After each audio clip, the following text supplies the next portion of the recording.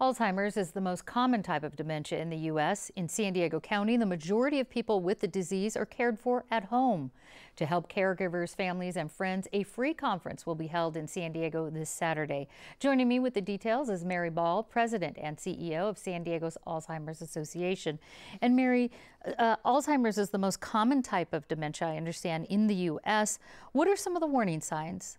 Well, warning signs for Alzheimer's disease can be confusion with time and place. Someone who's always been prompt their whole life and now they're late for things and they're missing appointments. Changes in hygiene. People who have memory loss oftentimes forget when they wore those clothes last, when they showered last. Losing things. Those are all a lot of warning signs out there. And, the biggest concern around the warning signs is a lot of times family members rationalize why they may be forgetting those kinds of things, and they really need to take those warning signs seriously. That leads me to the next step. When is it time to go to see if you have a diagnosis? When is it time to take someone in to get checked? If you're having concerns about a loved one, I think it is very important to go see their primary care doctor, explain the challenges that are happening, and start asking questions and seeking, is there some kind of a diagnosis? What may be causing the memory loss? How is Alzheimer's diagnosed? Typically, Alzheimer's is diagnosed through different kinds of memory assessments.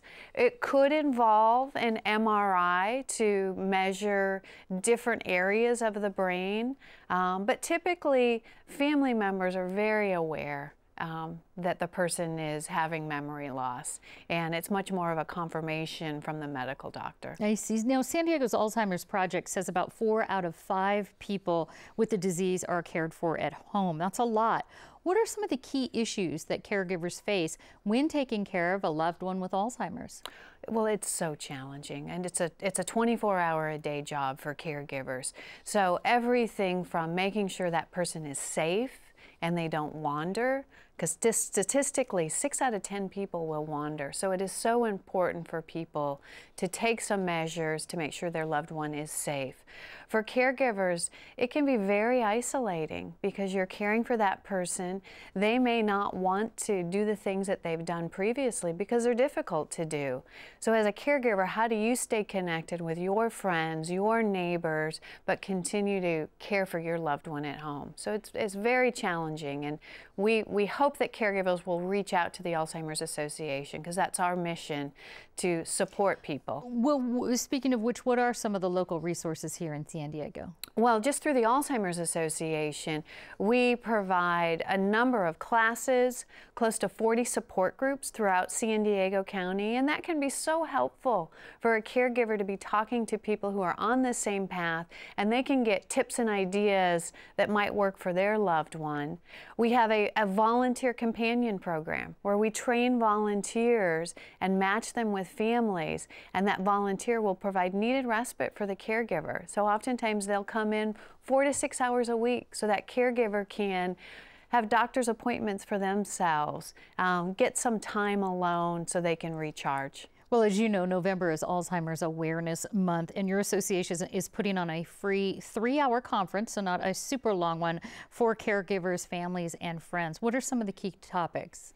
Well, we've got Dr. Michael Plopper speaking from Sharp Mesa Vista. He is a real expert in Alzheimer's disease, the different medications out there, how to get a diagnosis. So it's a wonderful opportunity for people to be able to ask the doc questions about their situation.